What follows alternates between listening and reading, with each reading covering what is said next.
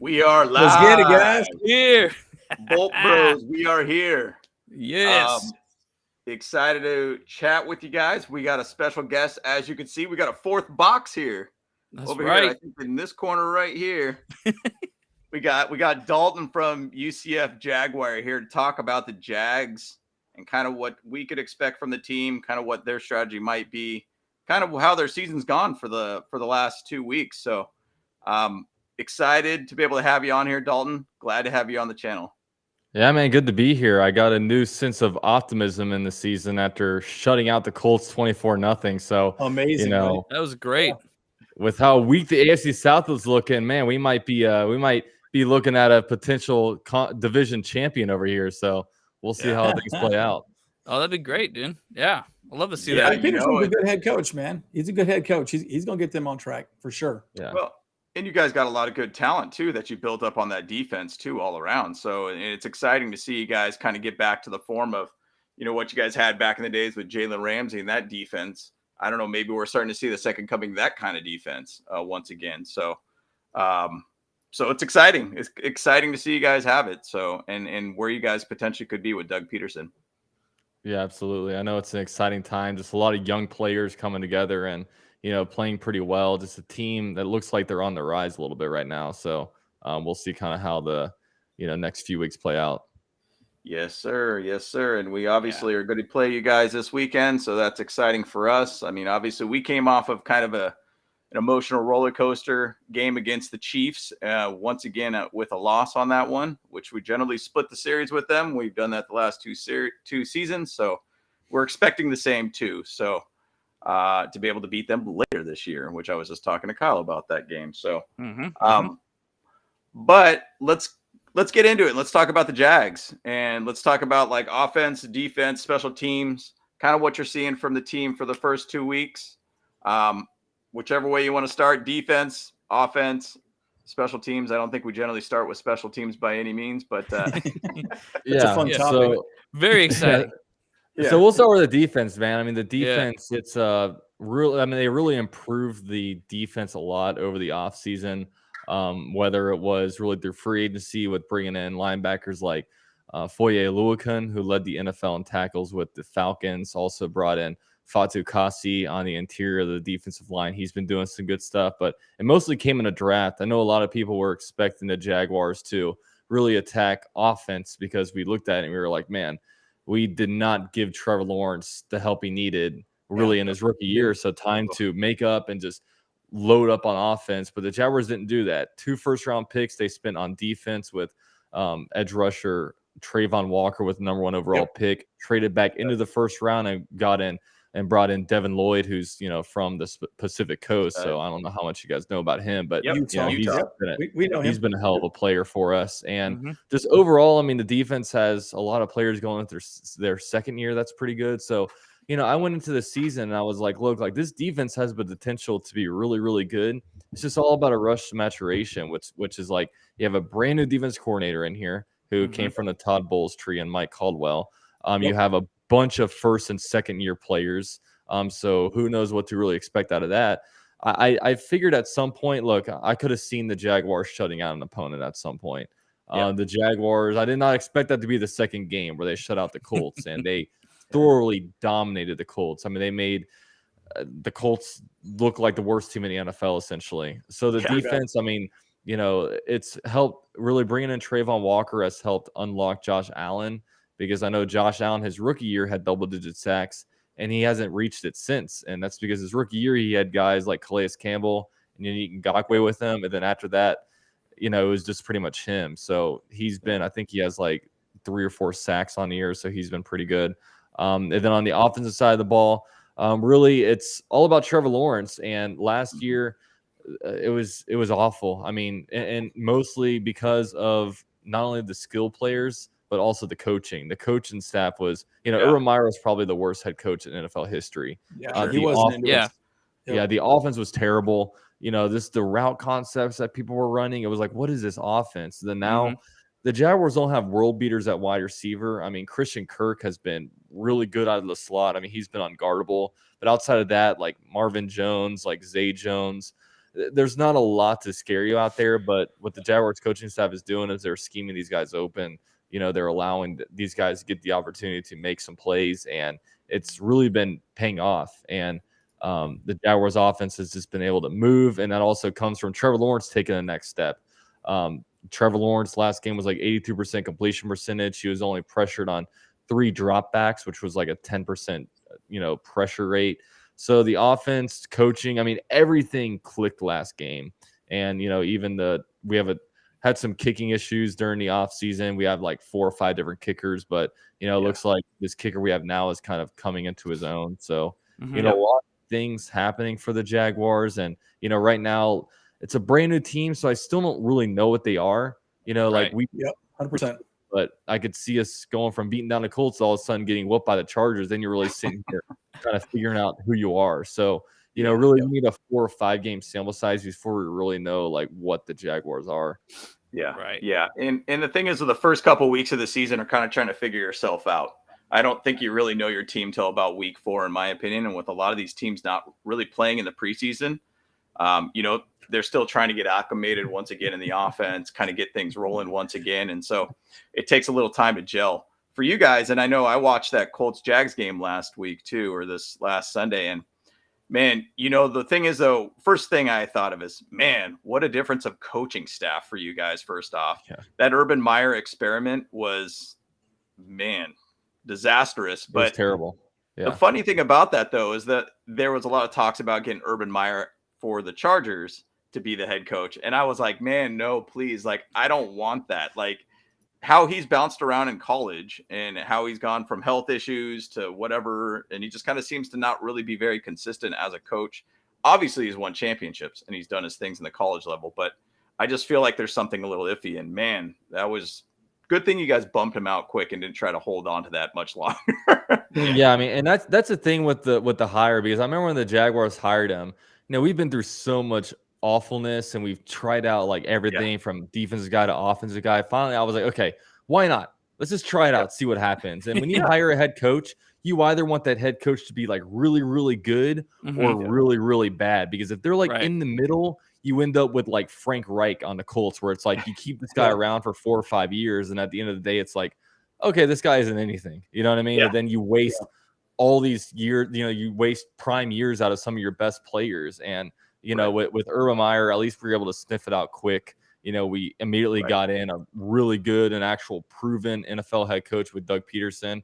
There's not many guys walking the street who have Super Bowl rings that aren't ancient. You know what I mean? That are just out there available to coach. So it was just a great pickup, and it was exactly what the Jaguars needed, just in the building, coaching staff to build the culture. Kind of a stabilizing effect, and it's been working out really well so far.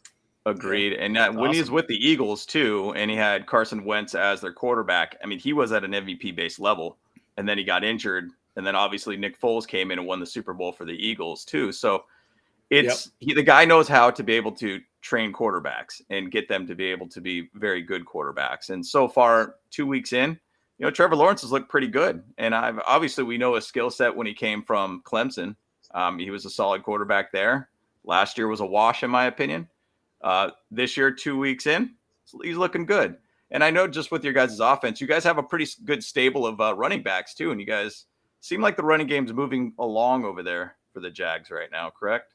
Yeah, I mean, that was another big thing. Like, I remember I was these Colts people brought me on last week, and like I was kind of saying, I don't know about this, I don't know about that, and that was a big thing with running back. It's like, okay, like I know what James Robinson is, but he tore his Achilles in December. So what is he? Right. You know, Travis Etienne got hurt in preseason. He never played a regular season game, so it was like I don't know. I don't know what the running back room is, but you know, James Robinson got like 20 plus carries last game, and he's just, you know, he's not the quickest guy, but man, like he's just so good at finding holes, getting skinny, not wasting any time going like east and west, and you know, he just finds holes and just bursts through it. And then you know, ETN's that speed back, and I really don't think that the Jaguars have fully unlocked, you know, ETN's role in this offense, but I know he's definitely a change of pace guy. I mean, you give it to James Robinson 2, 3, 4 times in a row, and then once you give it to ETN, it feels like, you know, you gave like, you know, a turbo pack to James Robinson real quick, because you can feel that,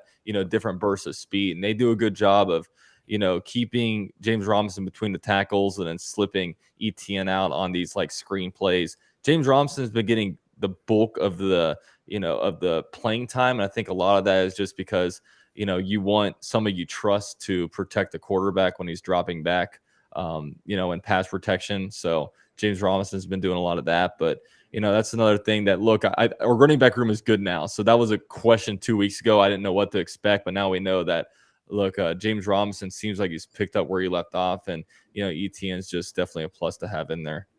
Absolutely.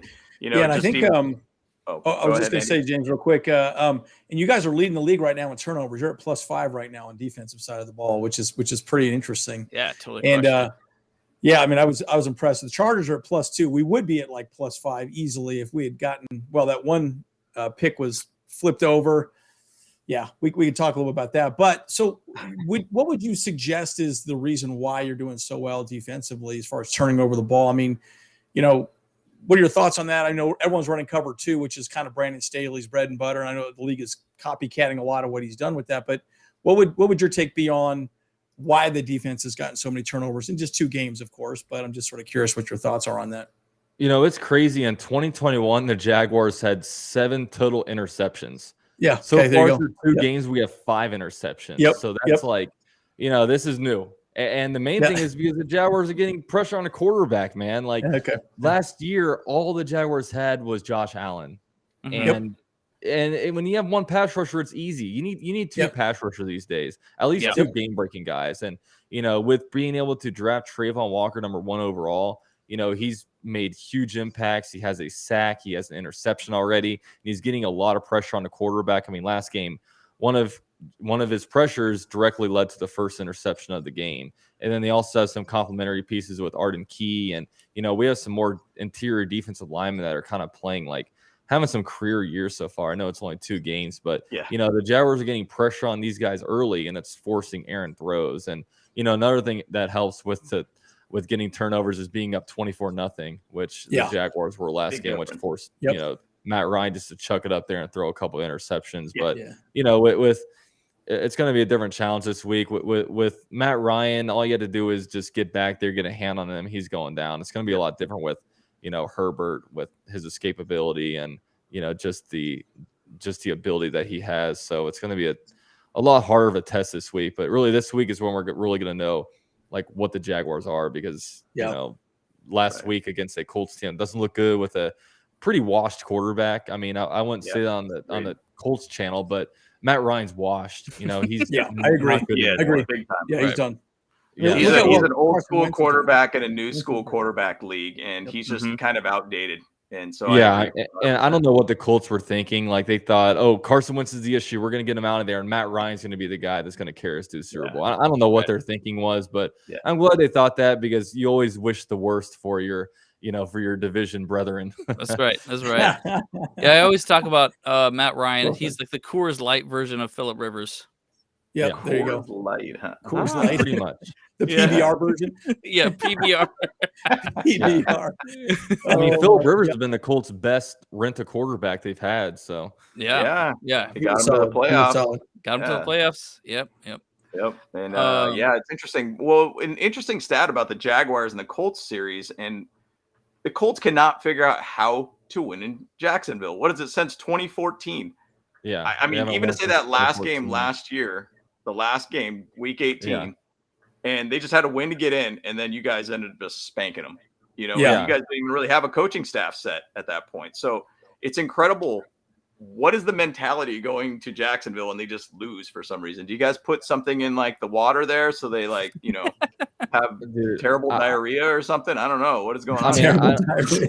I Diarrhea. don't know. I mean, it's not like the Bears going to Green Bay or like Green Bay's this like juggernaut. It's like Yeah. Jackson. I mean, we've had some bad. I mean, they haven't won since Chad Henne was our starting quarterback. So they went through Yeah. the Blake Bortles era, the Minshew era, all that stuff, and they can't find a way to win. I think it's just because look, they're a northern team. They play in a dome, and down in Jacksonville, I mean, it's humid as heck down here. I don't know if y'all have ever been, Oh, yeah. down to Florida, yeah. but it's like, these Like a these shower all the games time. can be, these games can be hot as heck. The humidity is bad, and I don't know. I think there's also just a little bit of mental stuff. I think, probably there's a little bit of matchup stuff too. I mean, I don't know because look, the team right now looks way different than 2014. All these For sure. rosters is pretty much turned over at least 90% on each side. So I don't know what it is, but it's with the Jaguars, we have a lot of bad streaks. I mean, the Jaguars haven't won an away game since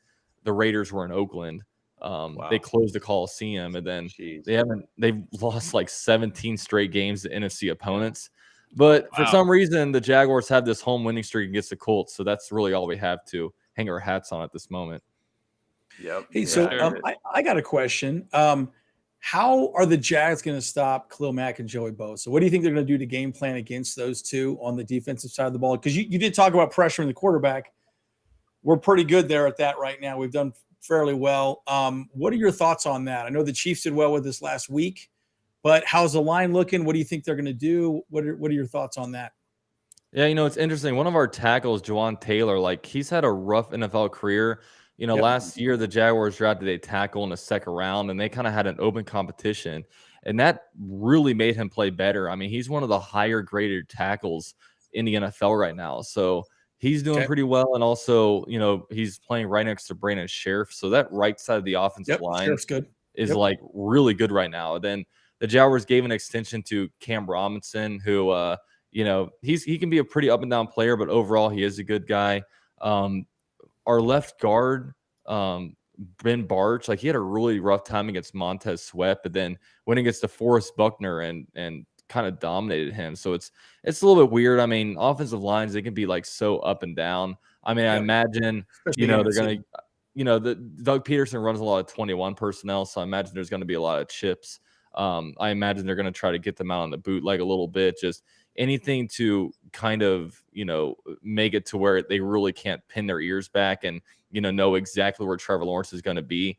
So I imagine they're going to try to run somewhat of a balanced game plan. I think that they're going to want to try to attack the Chargers in the run, and hopefully, that'll get going. But yeah, that's, that'll be interesting. I mean, it's hard to scheme against, a couple of dominant edge rushers. So you just have to, see how the game flows and then, kind of take it from there. I was actually just looking at. Oh, did you want to talk? Yeah, just one last question. I noticed you guys don't have any injuries. Is that accurate? Yeah, because I know we have quite a few, and I don't see any injuries on your report at this point. No, those are my two main questions. Yeah, the last 3 weeks, the Jaguars tweet out the injury report, and it just keeps saying no injuries to report. I mean, isn't that crazy? Yeah, that's wild. I don't know what it is. I mean, and Yeah. that's one of the things that I was saying before the season, where it's like, okay, the Jaguar, because of course, as a fan, you try to, look at things the optimistic way, and you're not going to be like, oh, the Jags will be 5-12 this year, let's move on. But it's like, one of the things was like, okay, we have to have a weak AFC South. It looks like that's playing in our favor. Another thing is that we need to avoid injury, and because the Jaguars' the Jaguars don't have a lot of depth. They're very, very top loaded. Yeah. But right now, I mean, I don't know how, but we're staying healthy. I don't know what. I imagine if we keep staying healthy, there's going to be people doing some research on what the Jaguars are doing, because that's that's a big thing. But I don't know. I mean, I hope it stays like that. But it's pretty crazy. It's just funny. Like if you guys go to the Jaguars Twitter account, you just look at it. It just says injury report, no injuries to report. Yeah. It's Yeah, I pretty literally funny just looking. posted So weird. the Jaguars no injuries report on Wednesday. I'm like, what the hell? Is that even for real? Yeah. Is that even Crazy. possible? Like, Yeah. You guys got a bunch of like Terminators out there, you know? Yeah, just we got- yeah, freaking right. You know, Jeez. I know. Robotronic. all metal Yeah. bones and stuff. That's crazy. Yeah, I think One- if the Jags beat the Chargers, they're going to start to look into some PEDs or something. Because Yeah, no no, one in the NFL Yeah, is yeah, gonna what's believe going on here? yeah. E-test for everybody there. One thing I was actually just looking at your guys' coaching staff. I like just seeing who's all on the squad. And you got Jim Bob Cooter for your passing game coordinator. But one name I know really you're comes to gonna say. mind. Mr. Mike McCoy. Mike Oh, McCoy. Mike McCoy. He's a Boy. quarterback coach Oh, there. snap. Wow. We know him pretty well. And Yeah. yeah, it's just interesting. I haven't seen him for a while. I know he was with the Cardinals for a little bit. And I felt like I didn't hear a whole heck of a lot from him. But it's interesting that he's back in the league working with the quarterback there. And I mean, obviously with Trevor Lawrence so far, he's looking pretty good and he's doing well. And he seems like he's doing the right things and making the right moves. I mean, low picks, high touchdowns, or at least a little bit more on the touchdown side, being more of an effective quarterback. So Mike McCoy, I mean, he's coached Phillip Rivers, so he kind of understands how to be a good passer and everything and not to make mistakes. And even Phillip Rivers even kind of loves what Mike McCoy kind of had as a slogan. I think it's the little hat that he had. I can't remember what it's called. So for some reason it passed my mind, but he still really learned a lot from Mike McCoy. So that's a pretty good pickup for you guys if you could really kind of, transform Trevor Lawrence into a pretty solid quarterback, which I expect he will be. Yeah, and there seems to be a place for every coach in the NFL. I mean, like when head coaches don't work out, like for example, like Mike McCoy, he's probably better suited for like a quarterback coach role. Yep. Like Gus Bradley was a coach of the Jaguars, but he seems like he's just going to be a defensive coordinator his whole life. And I don't know, there's this different, and I think with the Colts of Frank Reich, I mean, I think he's just going to end up being a quarterback coach. So there's this, there's a bunch of different guys that when all comes down to it, they're their peak is kind of like a position coach or a coordinator. Right. And that's kind of where he's at too. I was actually just looking at your guys' wide receivers too. And obviously one of the big offseason pickups that was Christian Kirk. I'm in Arizona. So I remember when they left the Cardinals, they were kind of like, wow, he signed a massive contract. We can't afford that. But then you also have Marvin Jones, Zay Jones. If you really put those names together, now it sounds like a law firm, Jones, and Kirk. Yeah. We actually have 3 Joneses as wide receiver. One of them's like, Tim Jones. Oh, yeah. That's right. Yeah. So we got a law firm here, Jones, and Kirk. So I know. It's looking Tell me a little right? bit about your wide receivers. 3J how and they're doing Kirk. so far. Yeah, I mean, the wide receivers so far, I mean, Christian Kirk is a guy that you get excited for the NFL season, and one big thing is just to go away with all the things that everyone's been saying all off season. Everyone ever since March has been like Christian Kirk overpaid, way overpaid, but he's going out there. I mean, he's getting yardage. I mean, he's getting first downs, he's getting touchdowns, and he's essentially top 10 in every major wide receiver category except for salary. He's the 18th highest paid wide receiver right now. Yeah. So I mean, he's exactly what the Jaguars needed. And nowadays, everyone thinks okay, the wide receiver that you want is that big alpha outside wide receiver. But nowadays, when you're starting to look at like Cooper Kupp and stuff like this, you're starting to think maybe these slots is the way to go, just because you get these shifty guys in there that are hard to cover, that sometimes you can maybe mismatch with a linebacker on them. I don't know. It's it's an interesting kind of thing to evaluate now. And yeah, I mean, Kirk has been absolutely dominant. The other wide receivers, I think they're serviceable. I mean, they're not dropping the ball, which is what you want, and they're getting schemed open pretty well with Press Taylor and with Doug Peterson's scheme. So I mean, you don't have the Keenan Allen or Mike Williams that are just they don't have this 2-headed wide receiver duo, but they're out there, they're making plays, they're not dropping the ball, they're converting their first down. So at this moment, I think that's all you can really ask of them. Agreed. I know we were going to kind of go a little bit short on this call, because I know you're talking about possibly about 30 minutes. So we're just trying to be respectful of your time, but I know we have some questions. Andy, did you have a last question that you wanted to ask him too, by the way? No, I just wanted to ask Aether's question here. So this is specifically directed to you. So how are the Jags preparing for Herbert? Right. And by the way, we will give an update on the injuries. Herbert most likely will play. He threw some balls Tuesday at the weight room. He seems to be great. As Brandon Staley always like to say, he's trending positive, but he continues to say. But yeah, what are your thoughts on that as far as going up against Herbert and your defense? I mean, it's scary. I mean, Herbert's like one of the best quarterbacks in the NFL. I mean, I'd rather go up against Matt Ryan again. But Yeah, I mean, right. I think it's a good test because right now, I mean, the Jaguars blow out Indianapolis 24-0, and then people, they're more so talking about, man, the Colts blew it. Man, the Colts, like, they are not a good team. And like all the focus is over here, but it's like, what about maybe the Jaguars might be good, and that's something that, like, this is a statement game for the Jaguars. I mean, if the Jaguars can kind of go out there and, potentially pull an upset and beat the Chargers out there on the West Coast, then I think people are talking about, okay, maybe, this Jaguars team, you look around the AFC South and, the Titans aren't looking good. The Texans are rebuilding. The Colts aren't very good. Then it's like, maybe we have a new playoff contender over here. So this is a big statement game, really, and a big test for the defense. I mean, the defense, they shut out, Matt Ryan. So,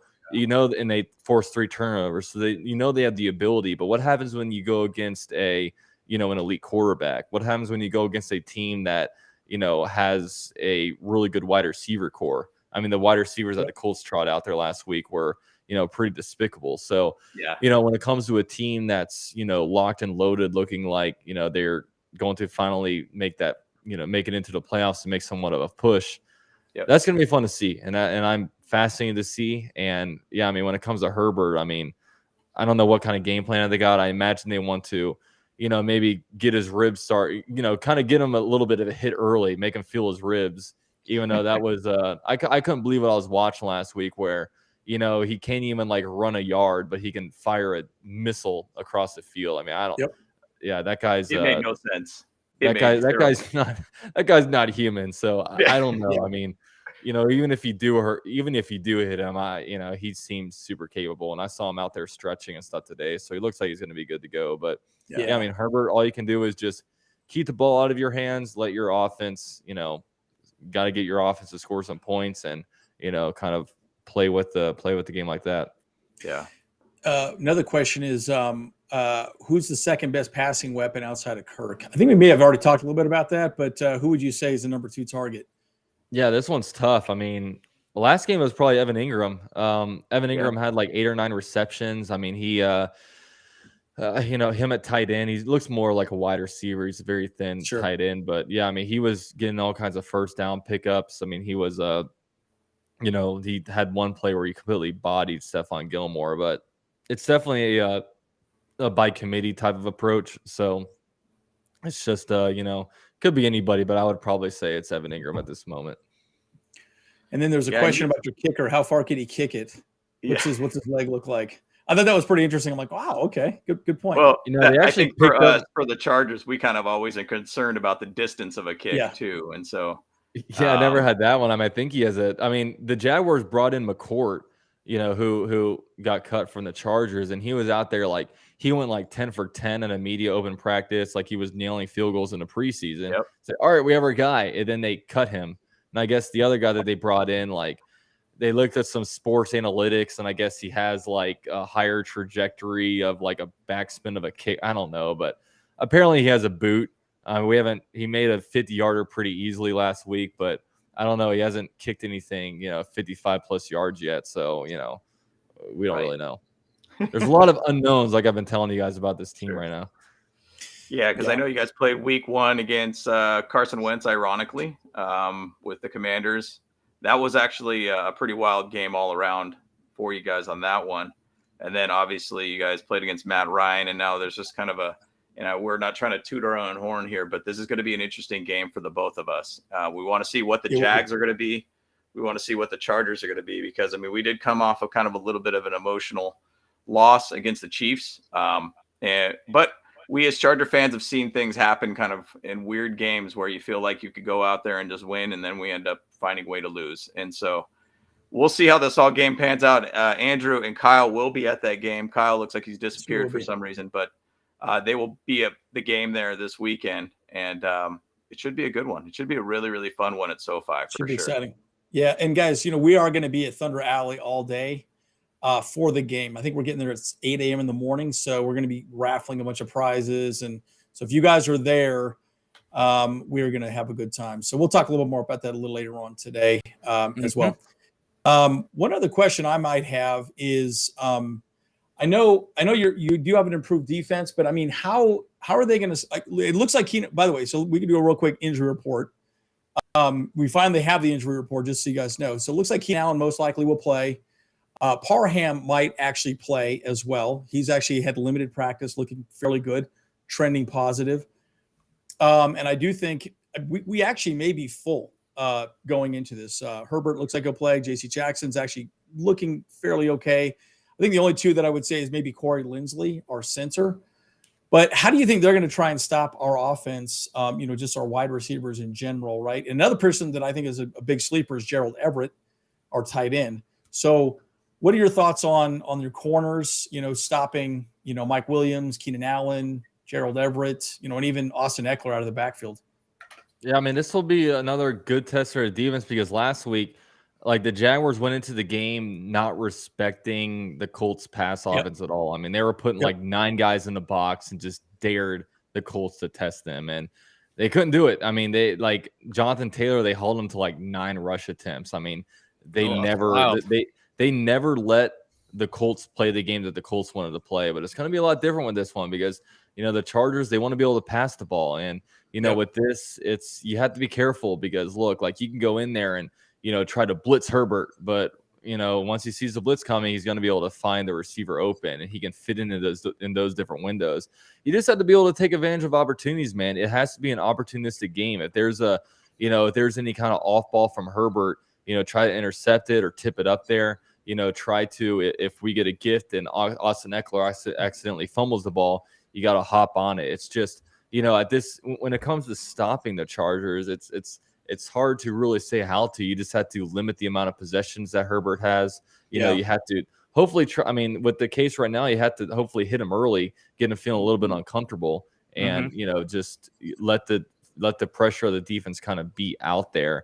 And there's no true, there's really not a true like formula for it. It's just you have to be opportunistic, and that's what the Chiefs were last week. I mean, they pick-sixed them right at the goal line, so there might be.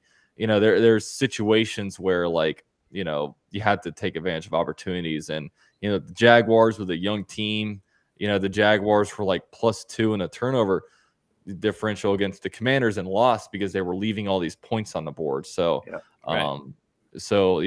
take advantage of all the opportunities. Don't leave points on the board, and, hopefully you have a close one.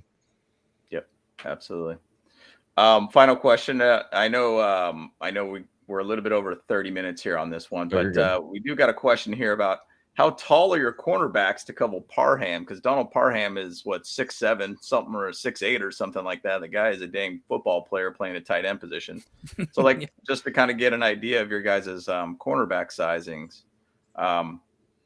who's kind of your taller quarterbacks out there that might actually be able to cover Donald Parham, which once again, he's more of a red zone based target, but I mean, if he does play this weekend, he's been pretty solid when he's on the field for us. Yeah, I mean, our number one cornerback is Tyson Campbell, who the Jaguars drafted in the second round of the 2021 NFL draft. And, he's a lengthy guy, got the long arms. He's speedy. He's kind of like that typical cornerback prototype these days. But, they don't really like follow people around the field. They kind of play their area. So, I guess it's just all about the matchup. And, the Jaguars right now, they have linebackers who can cover. I mean, Devin Lloyd is a guy who, he can do everything, sideline to sideline. He can rush the passer. He can stop the runner really well, and so can Foye Oluokun. So, they got these versatile linebackers that, if need be, they can be on him in a red zone situation. It's just, and that's the big thing about the NFL, man. You try to line your guys up, maybe get them in motion, get them in a favorable matchup, and then exploit them that way. So, I guess that's that. Yeah. Kind of a funny question, but I know it's one of those guys that we always talk about, man, it's tough to be able to cover that guy. There was some video footage of him and his character in Madden football, and you could put him pretty much anywhere and everywhere on the field, and he's going to catch the ball just because he's so lengthy and so tall. Yeah. That I don't know how many 6'5" corners there are out there, but yeah, yeah, exactly. Yeah, there aren't. Got 6'1", 6'2" is about it. Yeah, yeah, sure. Exactly. Well, that's good, man. Well, I'm glad that you're on our podcast today here, Dalton. We appreciate your time on this. We just wanted to get a little bit of an inkling of kind of what we could expect with you currently 2 weeks into the season. The season is young, but we're looking forward to this game this weekend. So we appreciate your time today, my friend. And once again, everybody, check out UCF Jaguar. Check out his channel. He's got some great content on there talking about the Jags. And we appreciate his time today once again. Yeah, man. Enjoyed being here. Go Jags. There you go. Let's go Bolts. Let's do this. Go Bolts. But let's get out of here. Let's wrap this up, guys. Bolt Bros, let's go. Let's get it.